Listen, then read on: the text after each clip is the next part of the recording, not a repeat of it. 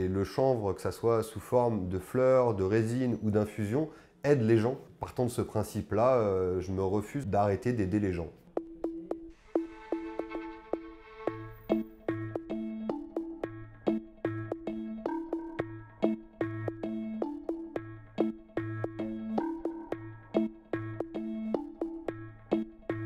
Donc ça, c'est de la White Widow, c'est une fleur qui est connue en illicite, mais c'est les mêmes variétés.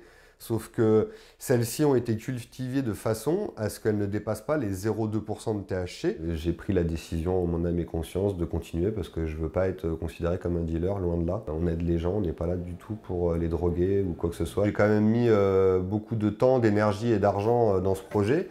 Et j'ai pas envie de m'arrêter maintenant, en fait, tout simplement. C'est 70% du chiffre d'affaires, c'est-à-dire que demain on arrête la fleur et les infusions et les résines, je peux mettre la clé sous la porte, en fait. J'ai aucun intérêt à continuer à travailler. Qu'est-ce qui peut se passer? Est-ce qu'il peut y avoir des policiers qui viennent, qui vous demandent... Alors là, ça serait plutôt les douanes, donc saisie de stock, peut-être garde à vue, tribunal, je sais pas. Je crois au fait que l'État aujourd'hui a quand même beaucoup d'autres choses à faire que d'empêcher les commerces d'aider les gens, en fait.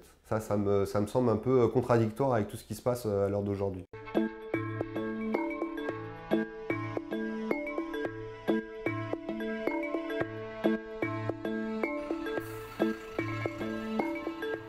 J'ai le regret de vous annoncer qu'on ne vend plus de fleurs.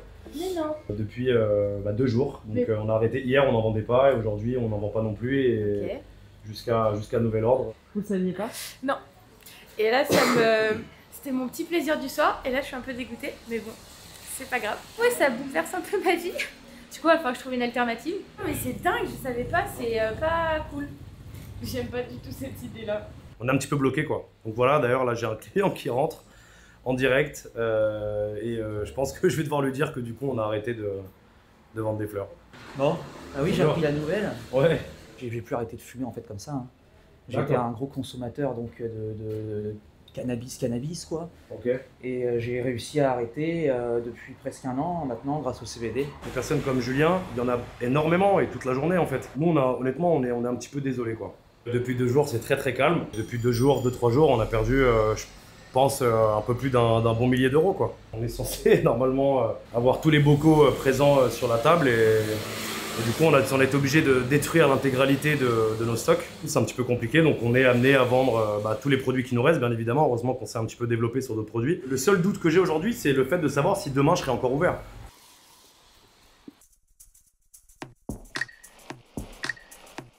C'est très clairement un choix très brutal du gouvernement, sans aucune transition, immédiatement. Tout d'un coup, vous devenez un délinquant avec un stock de stupéfiants. Qu'est-ce qu'on en fait? Il y a là quelque chose qui est totalement d'une brutalité incompréhensible. Très rapidement, très immédiatement, nous faisons un référé liberté qui peut intervenir devant le Conseil d'État lorsque une liberté fondamentale est violée et provoque un grave préjudice, ce qui est le cas, puisque les 1800 commerces spécialisés sont menacés à brève échéance de fermeture, puisque les produits qui sont interdits par l'arrêté représentent près de 3/4 du chiffre d'affaires.